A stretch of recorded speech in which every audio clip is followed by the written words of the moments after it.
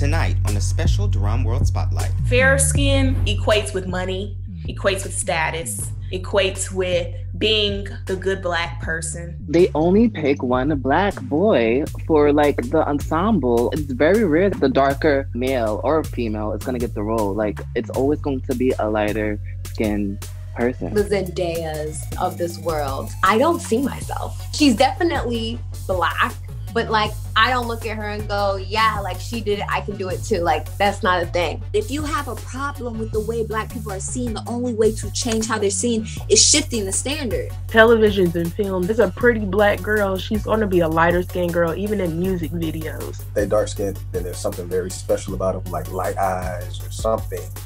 No matter where you go in the world, dark skinned people are at the bottom of society. And that can't be just something that's taught in the home.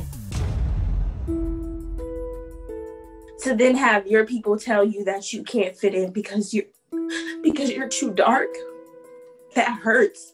That hurts even me. I would say it affected me more in a sense younger. I didn't want to get too dark. I would say like, oh, I'm glad my nose is not too big and stuff. A lot of people get stuck in that self-hating mindset, and I've met women who are Black women who do not see themselves as beautiful because of what society has told them, basically. So I said to her, be honest with me, do you think I'll ever get into Jack and Jill? And she said, nobody's going to tell you this, but in this society, if you are darker or the same color of the paper bag, then you're not acceptable. How do we expect people that are of color to accept us if we can't accept ourselves? Coming up next. How does colorism affect your life? Does it affect it at all? Do you even notice it? Tonight, I've asked 15 of my peers and colleagues to share their experience on the subject of colorism in Black America. You'll hear from them in a moment. As you watch this special, please know that every experience is different. And if you feel inclined to do so, leave a comment below to share your own experience and continue the dialogue. These are their stories, their words, their experiences.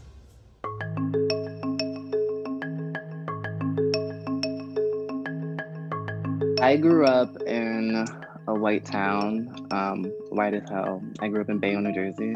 So a lot of my friends growing up were white kids. I had Spanish friends, I had white kid friends, and then I also had Black friends, but they were like light skinned. All of my friends were lighter than me. I was always like the darker friend. And I would always, every time like when we go to the pool or something like that, they'd be like, oh, like, you're so dark, Jeremiah. Because I went to a mostly white school. There was like 4 Black kids in the whole grade.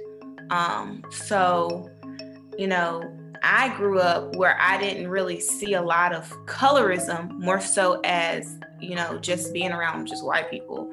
And all the kids who were in my class that year, from like kindergarten all the way up to probably about 5th grade, about 4th, 5th grade, were my color. I didn't really take notice to colorism until I moved to Florida. So when I was living in New York, I didn't experience it. There were the diversity here.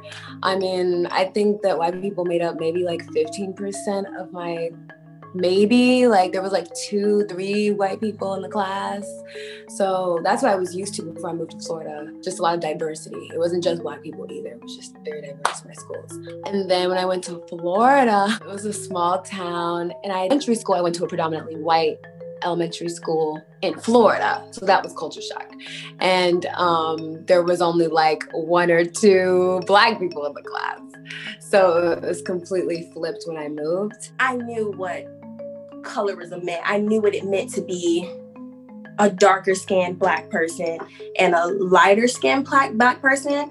And I definitely had seen it dealing with like my friends and stuff, especially in elementary school, middle school, my darker skinned friends getting called all kinds of different names, gorillas. I'm sure you know this one, booty scratcher. And I mean, I knew that, like, you know, that wasn't okay. Like, people make it, and the crazy thing is, and I hate to say this, love my Black people, but it was mainly Black people doing it to other Black people. And I knew that wasn't right. Like, no one had to obviously tell me that wasn't right, but like, I knew, like, why are you making fun of this person because, you know, they're darker skin color. They still black. We still all black. We still supposed to love each other, right? Middle school and high school, I definitely, it was clear. And that was when like Nicki Minaj was like in. So it was like yellow bad this and red this and, you know, all the MySpace names and new Facebook names.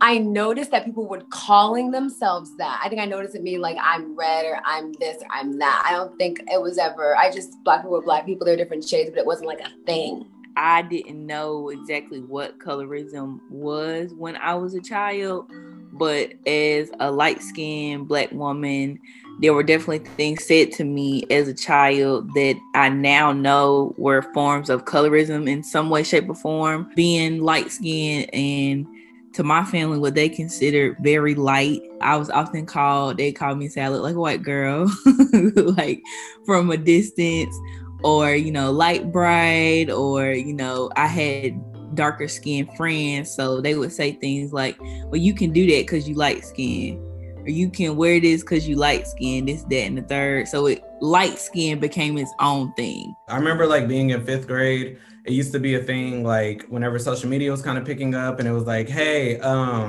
like this post, and then below, put your Kik username, we'll throw you on a group chat or whatever, and then we'll do rates and stuff. On the categories, it'd be like, what would you give them 1 to 10 on hair? What would you give them 1 to 10 on like looks? And then one of them was skin.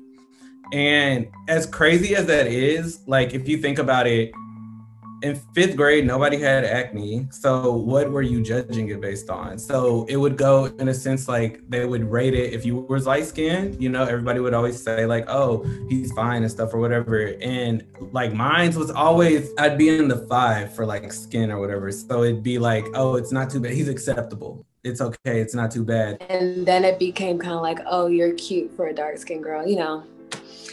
Ciao. I remember specifically in middle school and high school saying, she's pretty for a dark-skinned girl. I remember saying that in middle school and high school. Elementary school, not so much. I don't even remember even feeling aware about race in general in elementary school. I didn't really start noticing it until I started to become like middle school, because I was still at the same school, but we started getting more of a diverse group of people.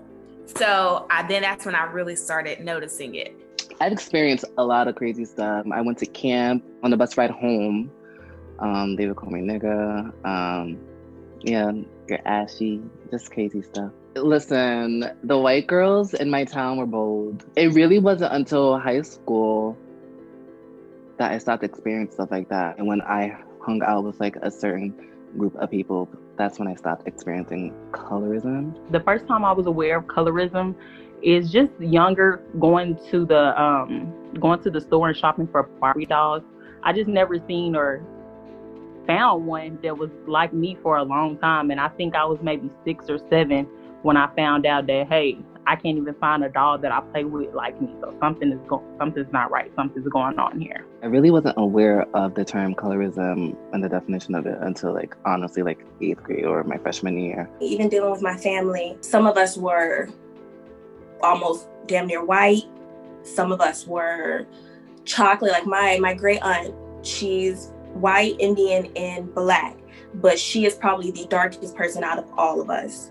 This was such a normal thing for me, you know, like seeing all those different shades and all those different colors was so normal for me from birth that I never really saw an issue with it. I wouldn't say I was aware of it because it was like I was so like engulfed in it, and I didn't even realize it until I got older. Like, wow, a lot of like what was said that was supposed to be kind of like not too harmful ended up being very not really good to put out there, I would say. My mom is like the most nicest lady in the world, wonderful woman, and like and she didn't even realize what she was saying was possibly in a negative tone or whatever. But I remember I would be outside, you know, playing football or whatever, and come back inside from summer, and she'd just be like, "Ooh, you done got so dark." And it's like it'd be a jokeful sense. I laugh it off, but little did I know that was low-key affecting my mind to start to think that like, oh, if I stay out here, like, and I get too dark, I'm gonna be like ugly and stuff. So it was just, it's a crazy thing to see like how it kind of shaped and molded me and stuff. And if you see me, I feel like I'm not necessarily dark, but like, I remember growing up felt so dark, and I felt like it was like not a good thing. And I would always like try to like not be in the sun too much and stuff. And I remember at one point I was actually like editing my pictures like to like tone the brightness up and stuff. And that part to me is crazy because I really didn't even realize it. I was just like thinking that was just the norm of it instead of saying like, oh, I love the way my skin looks. I became aware of colorism, or aware that I was a part of the conversation in high school because of the things that I felt. And then college is when I was like, got introduced to the term and the idea. And I was like, wait a minute, I was a part of that on the wrong side. But yeah, I don't think I was aware as a child.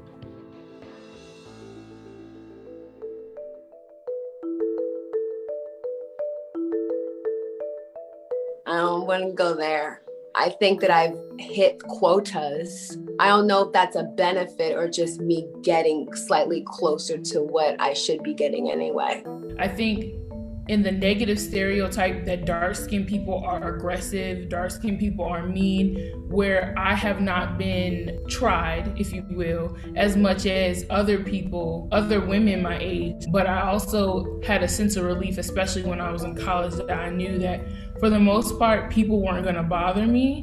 And then also I'm taller than most people. So again, tall and dark skinned, there's just an intimidation factor. So it's like a negative and a positive. Like I felt safe in the cocoon that my physical image deters people from bothering me, but also sometimes when people would speak to me or interact with me, they talk to me very rough or try to handle me very rough, and I don't like that. I'm still a feminine woman.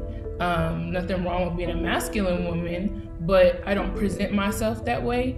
And for people to assume that, punching me or hitting me as a form of greeting or like talking to me like they're talking to a male friend was okay, and I didn't like that. I was just like, I need to set a boundary because you're making assumptions.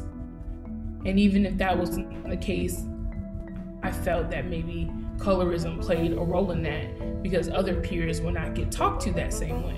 I was aware of colorism when I was a teenager, and I would realize that a lot of the singers that we see, and a lot of them just kind of all looked about the same shade. I was too young to understand even racism because I was in Africa, and so everyone else is black. So we know the words for white, we just don't. Black is just everybody else. And then when we moved to China, there wasn't really, you were just what you are, and majority of the population was Chinese. But then when I moved here is when I noticed the idea that if you're lighter, you're perceived as prettier. And the thing is, colorism does exist in African countries, but as a child, you're not aware of it until you're put in those situations. My mother is darker skinned, my father is lighter skinned, and she told me years later that if you are a darker skinned woman, you wanted to marry someone who's lighter so that your children will have better opportunities than you. That kind of broke my heart. In society, I have to admit it has made me feel like because I do have a lighter complexion, that I do have certain advantages. I grew up, I'm originally from, I say Charlotte, but I really lived in Cornelius, North Carolina, predominantly like rich Republicans, Trump supporters. So when you're surrounded by white people, if you're not, way like a very dark-skinned person, they feel a little bit more comfortable around you, at least from my experience. Even towards white people, like, I feel like it's a different demeanor from them towards someone lighter than darker. It kind of helped me fit in a little bit. They knew I was black, but to them, they're associating being black with being dark skinned. Because I didn't fit in that narrative, I feel like I was more accepted than some of my peers. They didn't associate me with black people. I think that when you're darker, everything you do is more like intense. And so I'm already kind of an intense person. I don't know if the combination is always helpful for me, because I think that if I were to say the things that I say or do things that I do and I were lighter skin or light skin, it would be a completely different, it would be received differently. You're treated more nicely because they're like, oh, well, you're beautiful or whatever. And you're like, am I really pretty? I could have sworn like I felt like I rolled out the bed today, but you're saying that, like, a little odd to me. I'm kind of like, I hate this, like the token Black boy in certain calls. A lot of the shows I've done, like I've always been that one Black boy. Every call I go to, like I make it to the end of the call and I'm like the one Black boy. I think that that's a problem. I think that it should just be whoever is, you know, the best person for a job should just get the job. I'm someone that has moved around to different cities. I've had, in 1 year, I had like 3 different jobs, and not just like jobs, but like high level positions within the education system that I know I probably wouldn't have gotten if I was dark skinned. And I just think that just in general, white people are more comfortable when someone is closer to their complexion.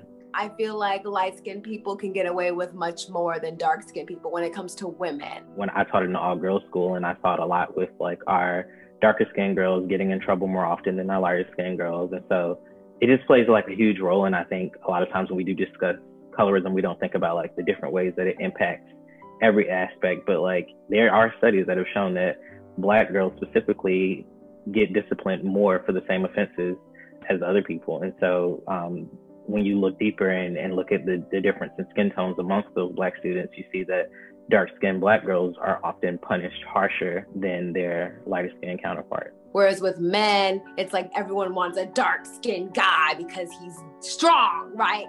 That's the perception. And because I'm more the darker shade of Black men, I feel like I'm perceived as more masculine and maybe more Black. Whatever that means. That is really a good thing for guys too, because like toxic masculinity, just because someone's darker doesn't mean they're hard and tough.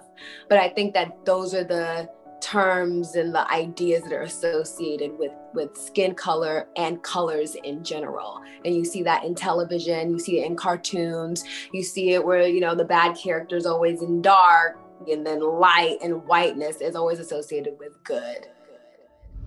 My sister is a few shades lighter than I am, quite a few shades. And I was darker when I was younger. And there was 2 societies I always wanted to be a part of. One was Jack and Jill. The other was Girls Friendly Society. But because my older sister was in Jack and Jill, I wanted to go to Jack and Jill. And you had to be invited. You know, you couldn't just have been recommended, even though your sister or your mom was part of Jack and Jill. This was generational. I was invited. So when I came in, people started staring. And I'm thinking, oh, it's because, you know, my sister. So, okay, I get it. However, after a series of questions, everybody greeted me so sweetly, you know, they had appetizers. I mean, it was great. And they said that I would be hearing from them.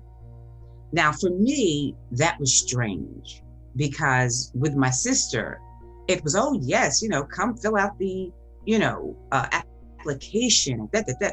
With me, it was, you'll be hearing from us. So I thought, well, maybe this is the way it goes.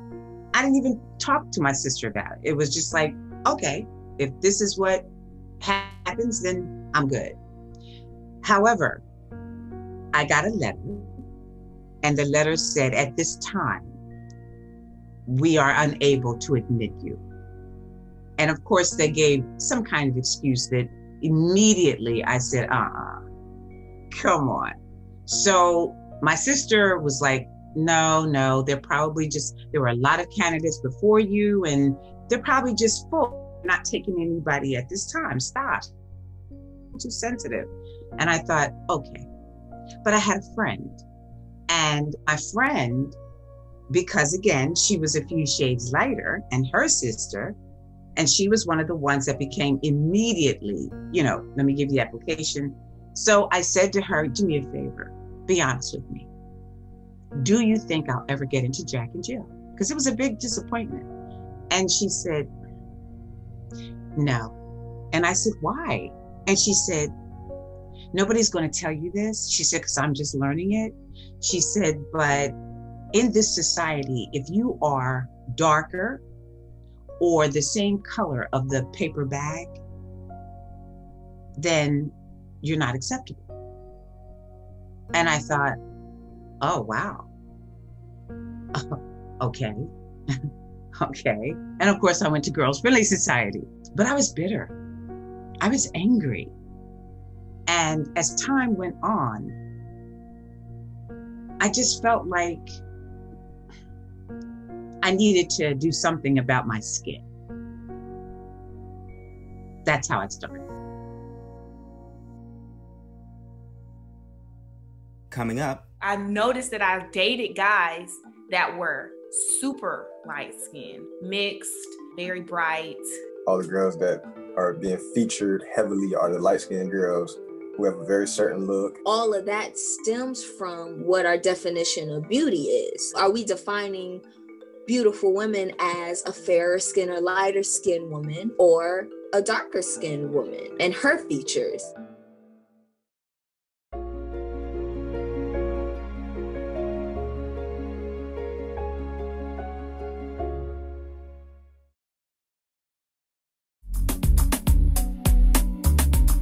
There are many people on Twitter who comment on how dark I am. I'm medium tone.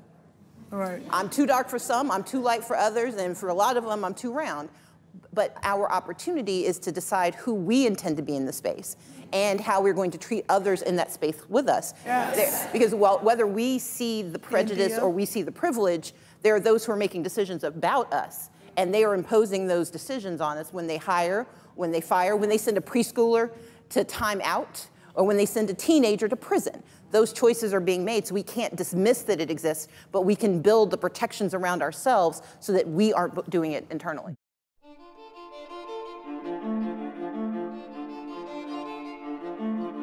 It affected me a little bit when I was younger. A little bit. I had some time where I actually thought light-skinned women were prettier, honestly, and that it was easier for them. And I remember just coming to my mom, because my mom is actually light-skinned. I was like, Mom, I wish I had the skin like yours.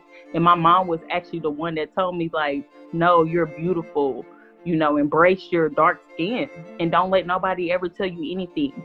And now at this time, you can't tell me nothing. I think dark skin is beautiful. It's one of the best skin tones. Like, it's not better than others. We're up there with everybody, and that's how I feel. And now you can't tell me nothing. I love my brown skin. At first, growing up, I would say it kind of made me feel like I didn't want to get too dark in a sense or whatever. Or I would be like and I don't know if it's even colorism. I would say like, oh, I'm glad my nose is not too big and stuff. And I would say it affected me more in a sense younger, not while I was older. Because like when I got older and stuff, I started to really just see like, oh, that's just something that they want to put out in the media, and I really just stopped paying attention to it, I guess. You just start picking apart things that are different than you, than somebody else, anytime you try to compare, to try to create your sense of identity. So anytime I ever did that, it never made me feel like, oh, now I'm beautiful because I matched this person. It was always kind of like, oh, I don't have that, so I'm not beautiful. So it never made me feel like someone's beautiful because of their light-skinnedness. It was just that there were a lot of people I thought were beautiful were a lot of what the media kept putting up. And a lot of those were people way lighter and way different type of hair. I remember even just arguing with someone who was like talking about how Kelly is not the pretty one of like Destiny's Child or like Beyond, like, and I was like, what are you talking about? Kelly's beautiful. My mom is darker. So I always thought my mom was beautiful. So in my head, it never occurred to me just because you're darker skin, it wasn't beautiful. But I will say there is an implication of colorism when it comes to men, and that the lighter skinned men thought themselves to be prettier or taught to be prettier or more attractive than darker skinned men.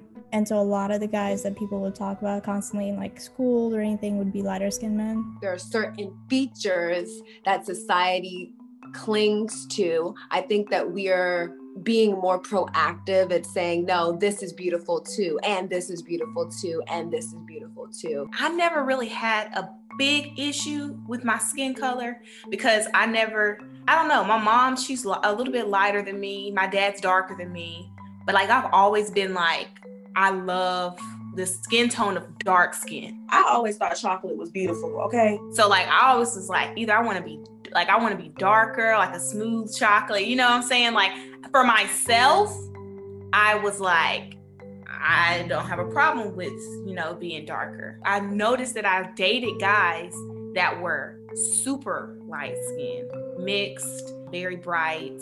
It was rare that I dated anybody that was my skin tone. And that's when I started noticing colorism. I didn't really notice it within myself because I liked myself, the skin color I was, but I noticed it in like the people I dated more so. Hip hop and R&B music videos, and all the girls are light skinned. All the girls that are being featured heavily are the light skinned girls who have a very certain look. All of that stems from what our definition of beauty is. Are we defining beautiful women as a fairer skin or lighter skin woman, or a darker skinned woman and her features? I can see beauty in all shades. My mom taught me that. She's, I said a dark skinned woman, and growing up, I thought she was the most beautiful person in the world. I tell this to her all the time. I just remember she was just a great dresser. Hair was done, just done up. It was always done. I feel like when I was younger, she just didn't have an off day. And I think that probably was like, you have to be better and you have to appear better. Because I think that sometimes when I was younger, if I had an off day, like going to school, it would be called out. And I'd be like, y'all wear sweatpants and basketball shorts to school all the time. And the one time I do, it's like, are you okay? What's wrong with you? You look a mess. I'm like, whoa, okay, it's laundry day. Y'all need to relax. I had to, realize that I am beautiful, even though society isn't gonna mirror that back to me. And I, even to this day, have to keep reminding myself, you're beautiful, you're attractive. Like, it's facts. My mom used to be like, you're beautiful, you're beautiful. Like, she just told me that because she knew from her own experience, you will not be told this. Society is not gonna give you this. And if I am told I'm beautiful, it's usually from other Black women. Because she definitely worried that I would suffer from self-esteem issues because of my skin, not more so than other things. Every person has just things I worry about with self-esteem. But she didn't want me being a dark-skinned woman to be the reason. It definitely has changed how I look at people and how I view even myself. I would say that, as I said before, I definitely didn't see an issue with darker skinned Black people. Never saw an issue with them. But for me, in what society was feeding me, what I was seeing, what I was viewing, light skin was better. Being brighter was better. And I think not even for me, but for society as a whole over these last couple of years, it's become more acceptable to be darker. Like, it's become, and I hate to say this, it's become beautiful to be a darker skin. I never, even with what society has taught me, I've never wanted to put those things on my friends. I've never she gonna hate that I talk about her, but my girl Bryn, she is a gorgeous, gorgeous, gorgeous chocolate woman, and she has told me some of the issues that she's had being a darker skinned woman, and I never want to make her feel bad about herself. I never want to put her down. I only want to uplift her because I know only a little bit of what society can do to darker skinned females, and I don't want to be a part of that. Like, I don't want to be a part of that group who makes another group. That's gonna make me cry. Oh.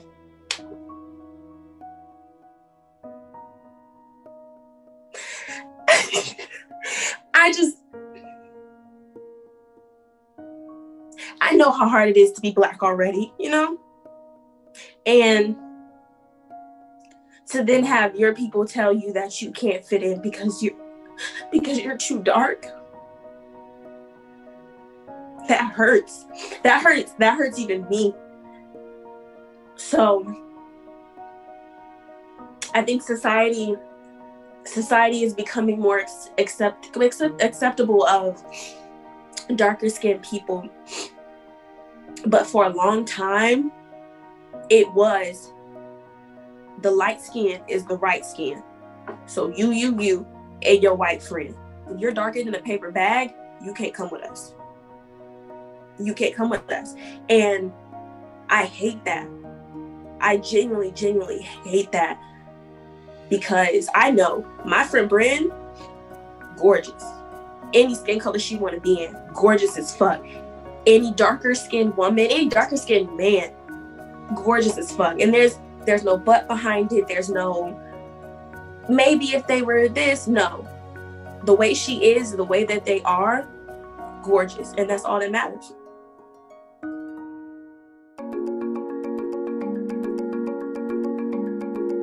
I was the first brown skin beauty queen. And what I really appreciated about that time is that I felt like Vanessa Williams opened that door for me. But you know, Vanessa Williams has, she's gorgeous, but she has a certain aesthetic. Yeah. You know, I'm very light skinned, she has light eyes, light hair, she's very thin. And when I came along, I was kind of like the opposite of that. Dark skin, you know, I was curvy, and I think that a lot of girls needed to see themselves. And that's what even today, we want to see ourselves represented now, whether that's in a pageant, but now in Congress or at the White House, you know, on TV, hosting talk shows.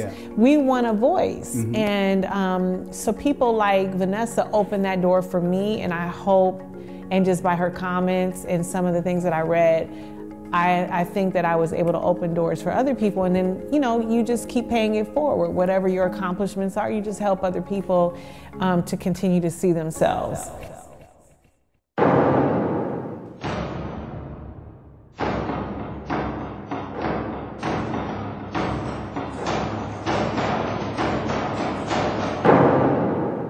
When I was young, there weren't very many Blacks, if any at all. I think I was in early teens before I saw a Black woman, you know, on TV, you know. I mean, now let me say theater, you know, because you had Black women who could just sing.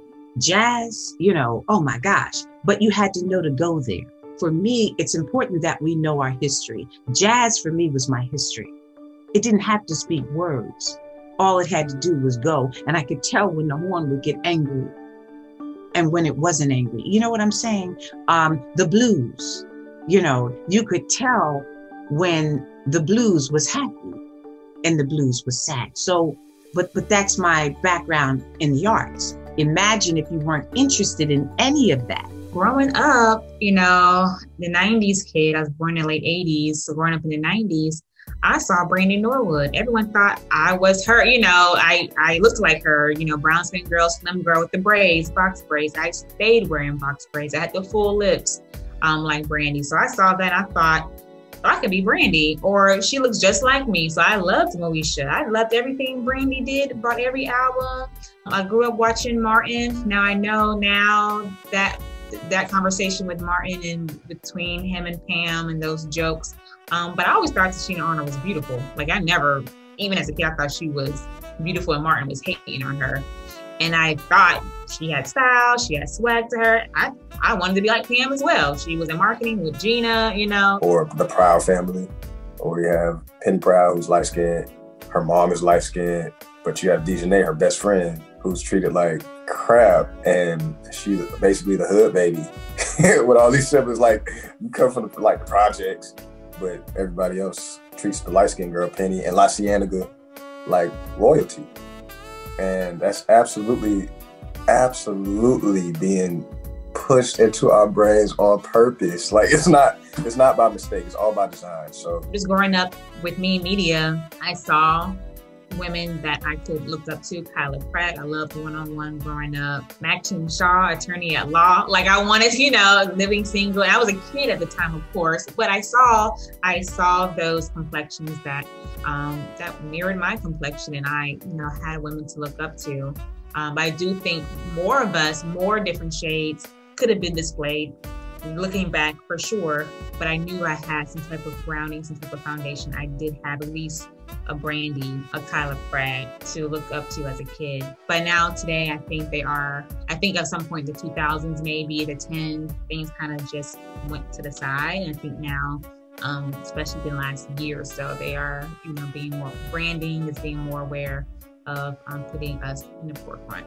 I don't see it in TV. I don't see it in films. I don't see it in magazines consistently. There'll be one off, and then of course there'll be like a token dark-skinned person, girl, and it's usually just not someone who resembles me fully. Well, first of all, in the magazines, you only saw the very pretty girls. That's number one.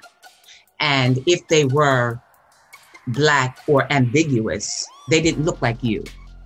They looked more toward the women who were not Black, So there was a lot of times, I think, because I modeled when I was younger, there were a lot of times I wouldn't go for jobs because I would often say, no, they're not looking for my color. They're looking for so-and-so. You see? So does it stop us? Yes, sir, it does. Because I'm not going to lie. When I see someone who's like light skin, not like light skin or like ethnically ambiguous and they're Black, like the Zendayas stunning of this world, I don't see myself. Like she's definitely Black, but like I don't look at her and go, yeah, like she did it, I can do it too. Like that's not a thing. If I see, like Amber Iman, then I'm like, oh yeah, totally, I see it, But when the spectrum is that big like that, I'm like, I don't walk into the room. Like we don't go, when we go in the room, like we're not getting the same thing because we're on such far ends of the spectrum, even though we're both Black. They only pick one Black boy for like the ensemble or even for like a specific role. Like for the role, it's very rare that you're gonna, the darker male or female is gonna get the role. Like it's always going to be a lighter skinned person. Every show I've done, besides like Dreamgirls or Hairspray, every like show I've done, I've been like the one Black boy, and there might have been another Black boy, but he was like 10 times lighter than me. I've always been like that Black boy in the ensemble. Every other boy was either lighter or white. So it plays like colorism is huge in the entertainment world. I think of Dreamgirls because Clubhouse just had those Dreamgirls auditions. Every man has his own special dream, and your dream's just about to come true. Life's not as bad as it may seem if you open your eyes to what's in front of you. We are Dreamgirls, boys, so make it happy. Yeah. It's funny. When I thought of Dreamgirls initially, because I saw the movie, I thought Beyonce, right? Because she was Dina. But then once I started doing research when I was younger, I was like, oh my gosh, Cheryl Lee Ralph was Dreamgirls. And it really changed everything. Seeing Cheryl, seeing Loretta Devine, that really, I was like, so this is the original Dreamgirls? Because after that movie happened, they did like more productions I would see, Dina was always light skinned or all like light, like is like and she was supposed to be beautiful. So then it's this idea that, okay, well Dina's gonna be the light skinned one because she's beautiful. And that in itself is a colorist like statement. She doesn't have to be light-skinned just because Beyonce was in the movie as Dina. But I think seeing it that way set the precedent for like casting, after the movie. I mean, these actors and actresses and musicians and things you see like that, they're all lighter skin. Yes, there are dark skinned musicians and things like that, but I feel like they don't get the same buzz as a lighter skinned woman does. I mean, it's even proven that when they do make those ads, like magazines and things like that, they lighten their skin, like in editing and things like that. Like if you get on Snapchat or Instagram today and you put a filter on your face, there's a filter that's always gonna make you lighter. Like the filters that everybody use, they make your face lighter, smaller. But I ain't never seen no filter that make your face darker or, you know, does things to really show like your complexion.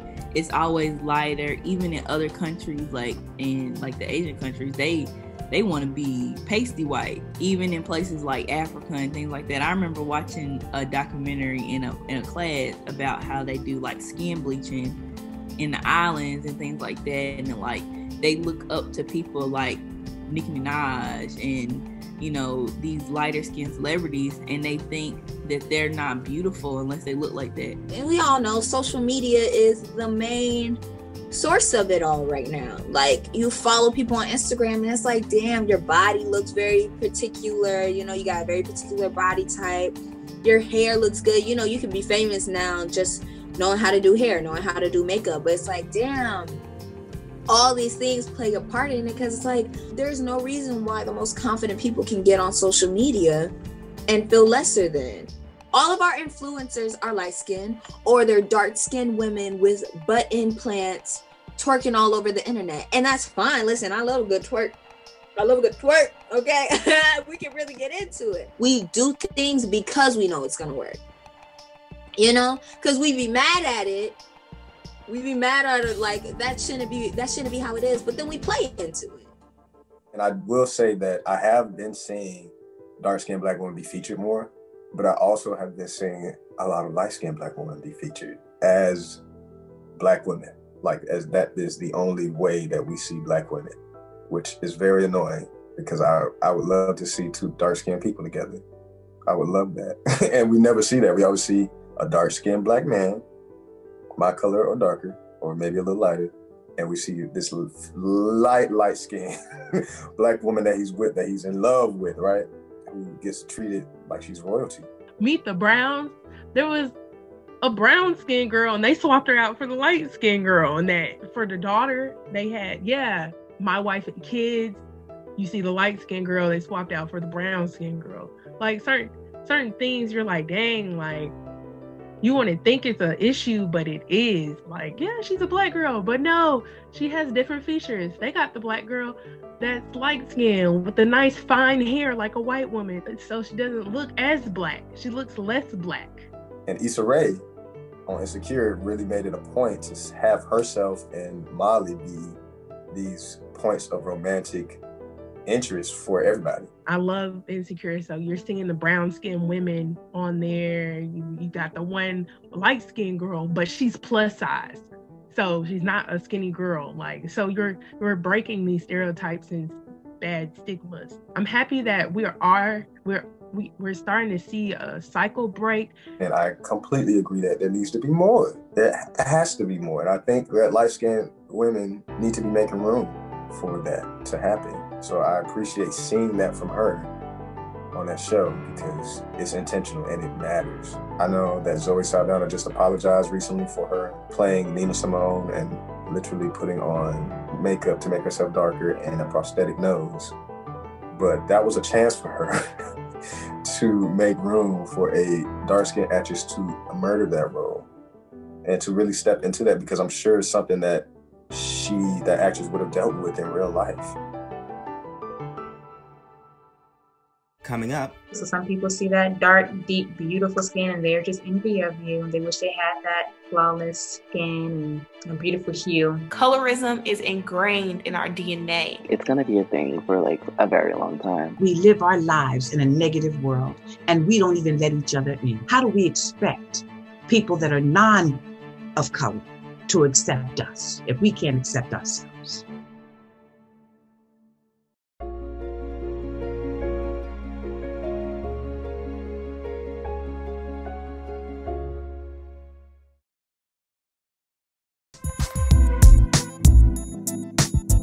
I hope the experiences that you've heard so far have had you thinking about your own experiences and how you may have dealt with colorism.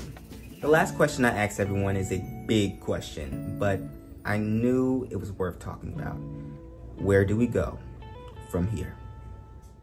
That is a very good question. And I'll be honest, I don't know the answer to it. Only steps I can think of is counseling, like therapy.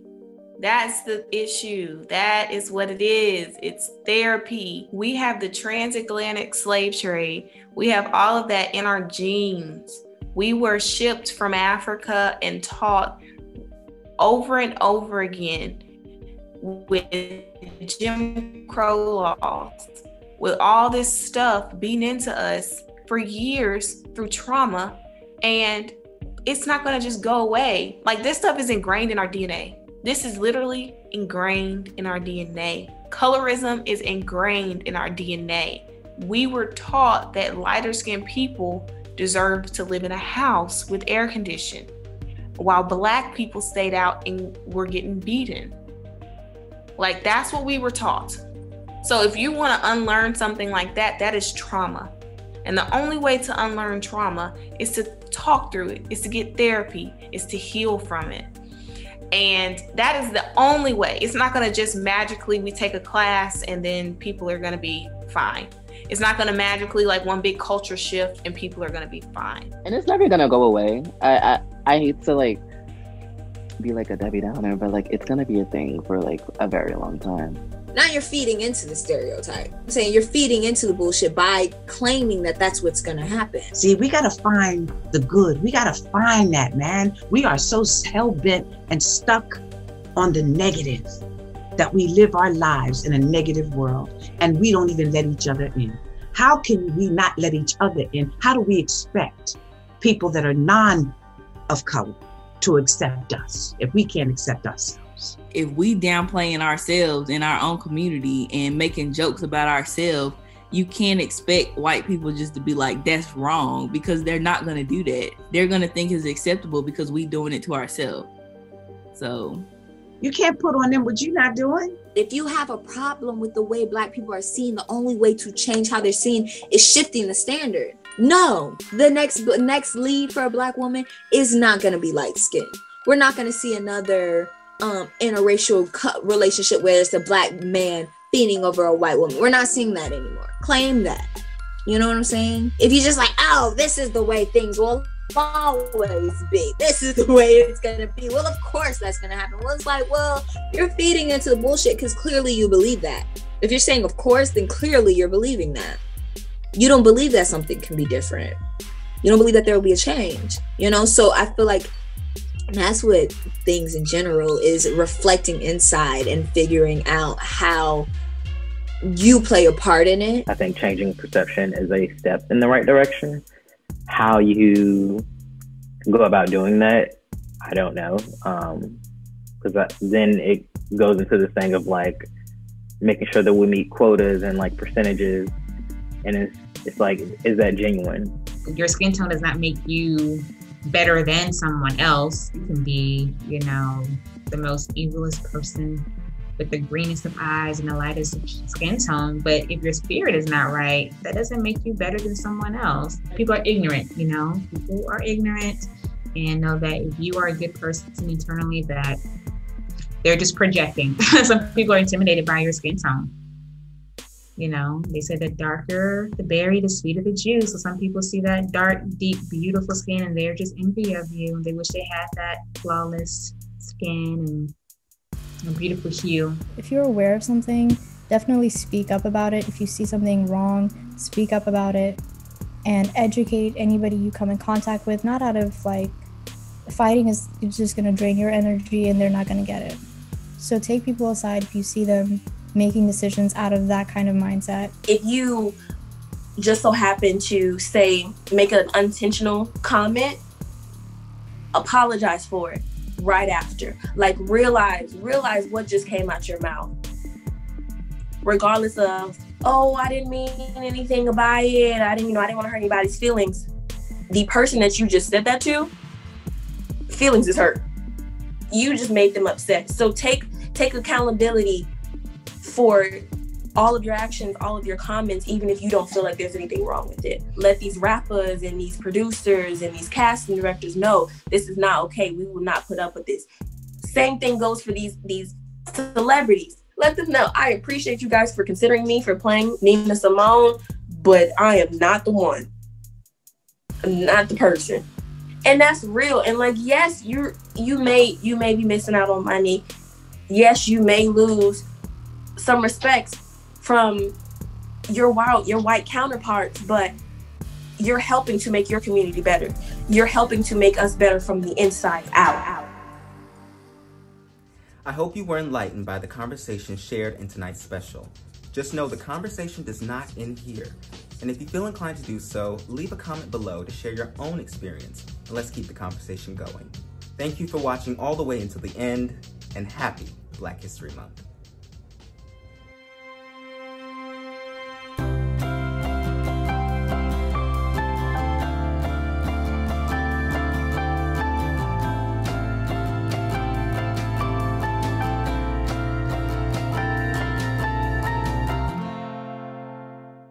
Before you go, here's your first look at part 2. The conversation continues. And because I had been in an all-white school, I wasn't comfortable around my own people. I equated like darker skin and all that with people who I was afraid of. It's all about proximity to whiteness, and it goes as far as facial features, wide nose, big lips, things like that, dark complexion. Creates this unfair life for dark-skinned Black women, like all together, like the whole life is completely different because of something they can't control, like being dark-skinned. But there have been girls who literally told me they didn't like me because I was light-skinned. These are Black girls. Someone had literally told me, I know you have a pretty vagina because you're a lighter skin tone.